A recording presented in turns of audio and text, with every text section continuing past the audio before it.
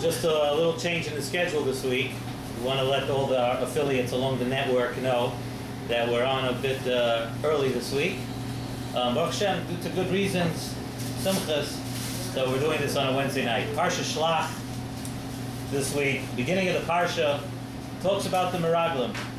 And really, the Meraglim is something that really, the story of the Meraglim is something that requires a lot of thought and a lot of explanation.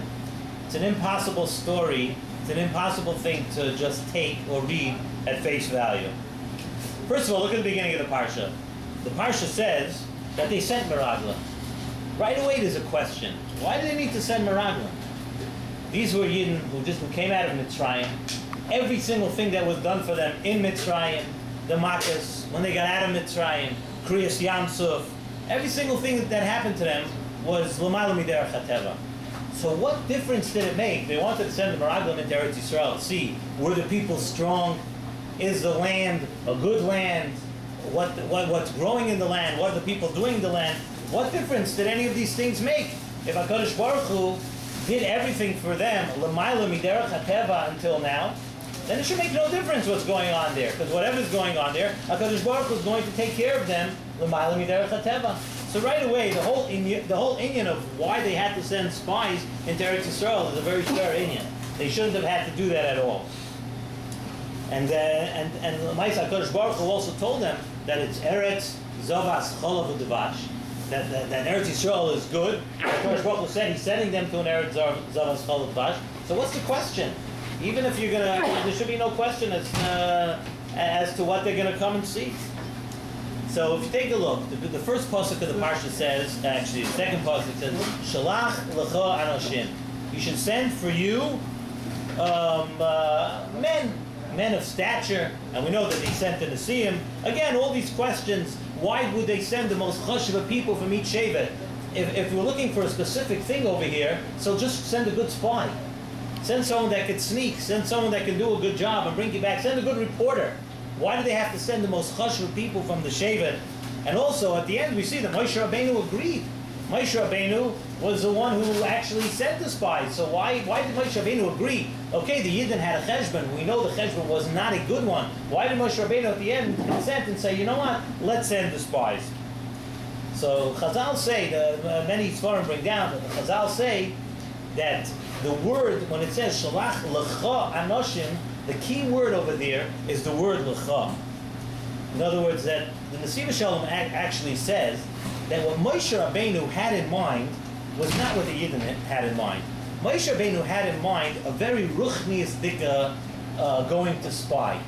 In other words, what we're telling Moshe Rabbeinu here, Nesiv Shalom says, Shalach lecha anoshim. Send spies for what you have in mind, not what they have in mind, not what everybody else thinks. L'cha, what you think. Moshe Rabbeinu knew that the Kedusha of Eretz Yisrael is supreme. A very elevated level of Kedusha. And we also know that whenever there is a high level of Kedusha, whenever there is a lot of Kedusha, so there's always zeh l'umah zeh. The nisyonis and the koyach of the Yetzer Hara is that much stronger. And we all know what we see from our own lives also. If we ever come to a situation where the Kedusha is great, where there's an opportunity to go to a higher level, the Yetzer Hara that we have to fight is that much greater.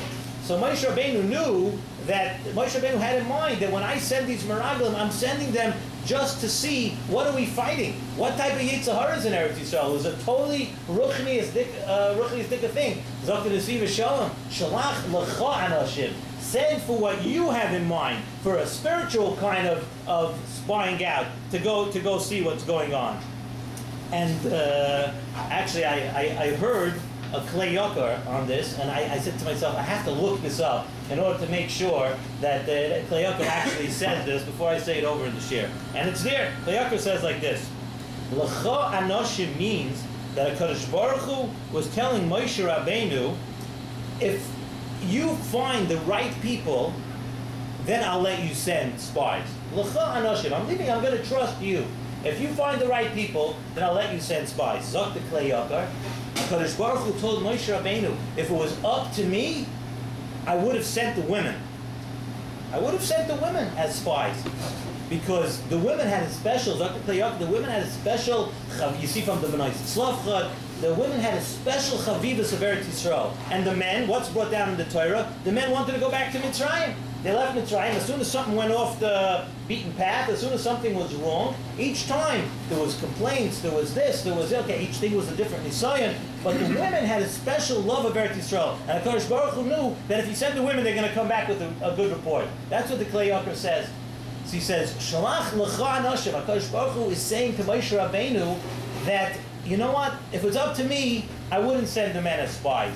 But if you feel that you have men that are on the Madrega and they're going to honestly go and report the good part of Eretz Yisrael, and Urei B'Tov, that they're going to see what's going on in Eretz Yisrael that's good, then it's okay. Then you could send the women. So what was our kasha? Our kasha at the beginning, the first question we asked was, why did they have to send Meraglim at all? Why would they send Meraglim? They should have trusted that they saw what HaKadosh Baruch Hu could do for them. They should have trusted that whatever happened, when they get into Eretz Yisrael, whatever they face, whatever they come across, HaKadosh Baruch Hu is going to take care of it. Zok in the Siva Shalom, a beautiful part. It says, the Pasuk says about Eretz Yisrael, Eretz Asher Hashem Alekecha Dereisha Yisah, Tamid Einei Hashem Alekecha Ba. Eretz Yisrael is different. HaKadosh Baruch Hu is always looking out for the good of Eretz Yisrael, and he always has his eyes on Eretz Yisrael. And this is something that was then, and something that is now too. HaKadosh Baruch Hu has a special place. Eretz Yisrael is not run through a Shliach, a Malach. HaKadosh Baruch Hu, he himself always has his eyes on Eretz Yisrael. Zok Nesiva Shalom, that this was the mistake of the Meraglim. They felt that once they left Mitzrayim, and once they were away from the Mitzrayim, that now we're back to Derech HaTeva.